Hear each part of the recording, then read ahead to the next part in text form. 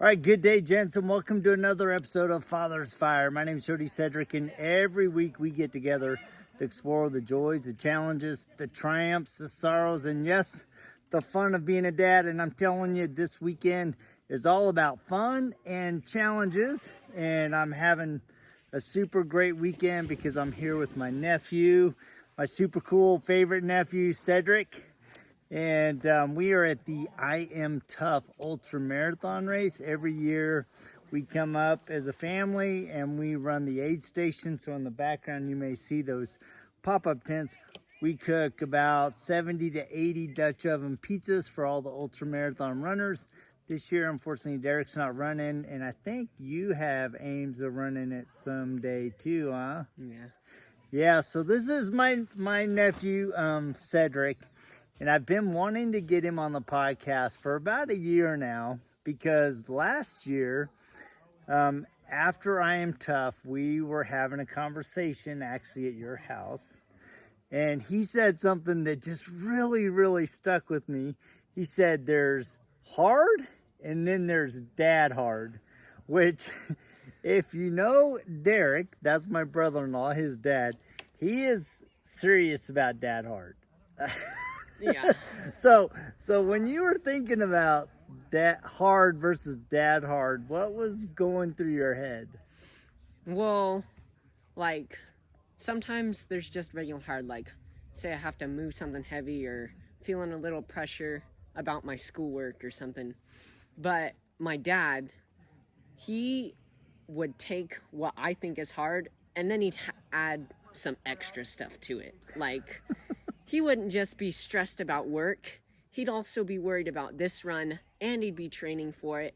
And then before he comes here and actually does the aid station, he runs the whole race beforehand. So, and that's an important thing. So this aid station, this race, the I'm Tough race runs Saturday through Sunday. Well, Derek doesn't like to run on Sundays. That's his personal belief. He's trying to honor the Sabbath, and so he doesn't run on Sundays. So he runs the race by himself, sometimes with an aid runner, usually Alex, and sometimes I've done it as well, and runs it ahead of everybody else, 24 hours ahead of everybody else, comes in, takes a nap, and then helps us with the aid station for another 24 hours.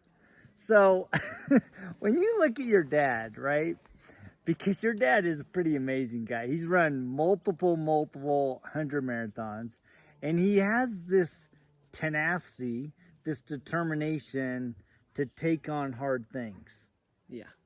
So when you look at your life, because you're getting ready to go on a mission, you already have plans to go to flight school. So when you look at what has your dad done to help you prepare as you're making this transition from high school to adulthood? I think he's done a lot, maybe not so much with like the little tiny details, but he's always pushed me like as I'm going, because I know on my morning runs when I was training for Beaverhead, one day in particular, we were running up Dry Creek and it's downpouring, like just total downpour on Labor Day. And we wake up at 5 a.m. and he's like, well, we got to train. We got to go.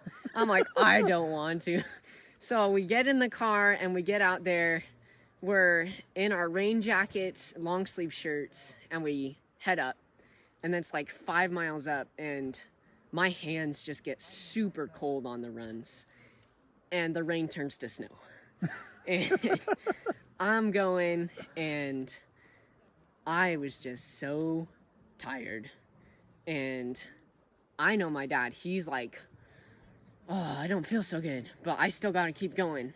Like, that's just who he is. So I'm just so tired and my hands are cold and I'm sitting there trying to keep going. He says, stop. It's okay to take a second and just realign and then keep going again. And I think that's what he does too in a lot of his stuff.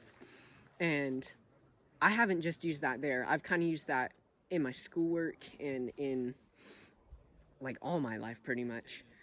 When I keep going and I'm just feel overwhelmed, my dad will come in, he says, "Stop, take a 15-minute break. Let's go outside. Let's go for a bike ride." And then we can come back and we can jump back into it all force again.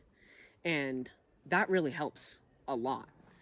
And I think if I just keep that going throughout anything I do, I'll be able to do it. I love that, because I remember when I did the Beaverhead, the same ultra that you did, I got 17 miles into the race, and I mentally and physically and emotionally was just cooked. I mean, I was done, right? And I was having this mental battle of, man, I got to keep going. I still got another 17 miles to go. And I still had the scree field ahead of me. And I'm like, oh my gosh. And finally, all of a sudden, this thought came to me. It's like, look, you're not in a race. You're in an event. You're on a journey. So stop, sit down, and enjoy this beautiful view of the Continental Divide overlooking Montana. And I literally sat down on the edge of the Continental Divide. I was looking over the valley of Montana, and I took off my shoes. I changed my socks.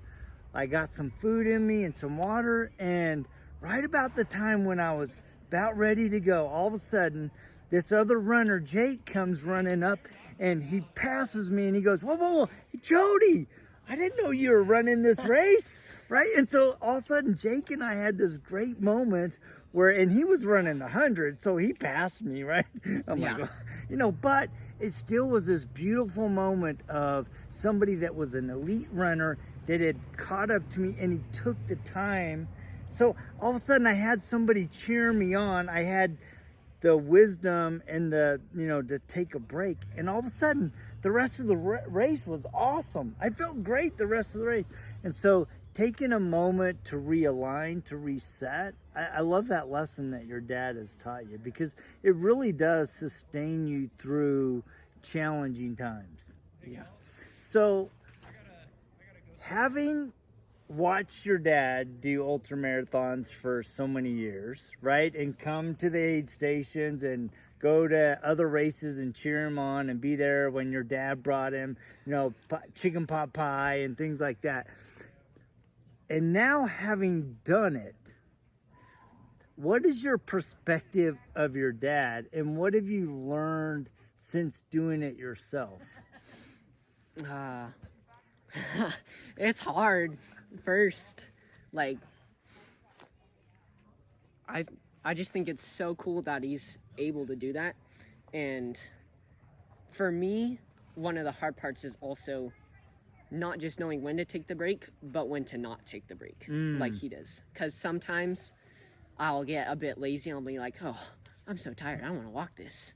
And he'll be like, it's only a mile, we can do it. And where he gets the strength to just kind of be like, okay, I am so tired right now, but if I can just push to there, just that little bit extra, I can get it, and then I can take a break. And that's something I really enjoyed doing with him, and that's something I feel I've really learned over the past year with him doing track and training for Beaverhead with him. I think that's a really good lesson, because on one hand, a lot of times we're like, we got to push through, we got to grind, and we never take a break.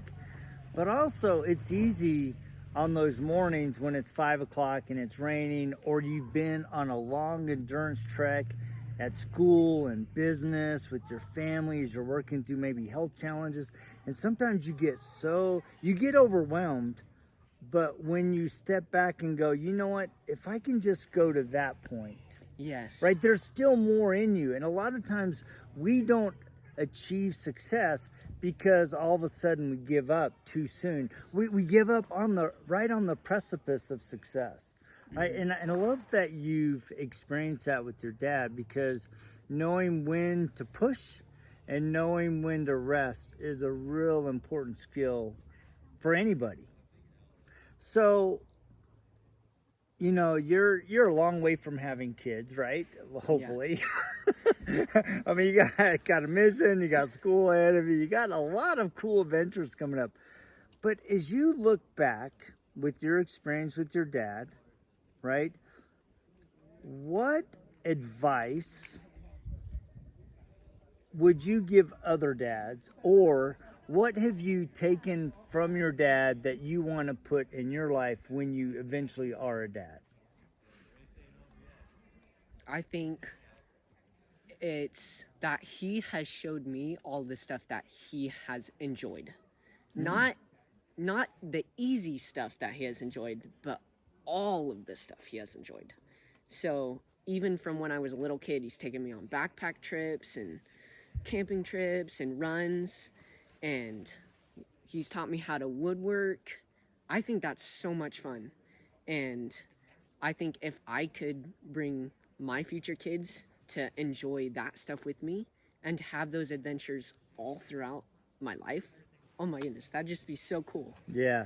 One of my most profound memories of you and your dad is not only the I Am Tough race, because we do this every year. It's a family thing now. But I called your dad and I said, hey, I need help replacing a window in our house. And he goes, okay, no problem. Me and Sedrick will be right over, right? And so I was envisioning that you and my dad and your dad and me were going to do it. He goes, do you mind if I let me teach Sedrick how to do it? And so literally I sat back and I watched you and your dad replace my window, right? And I think a lot of dads miss the opportunity to teach their kids practical skills, but also giving them the opportunity to work side by side with each other. And it was super cool to sit back and watch you and level up the window, and dad was telling you what to do. And it was a good teaching moment for me, because I think a lot of times us dads have the tendency to just jump in and do it instead of slowing down. Yes, it takes longer to do this, but slowing down and have your son or daughter work side by side and go through that experience of fixing something or replacing something or going on an adventure that's hard, right? Because I know you and Cody have gone on a lot of hikes that other dads would not have taken their kids on. Yeah. Yeah.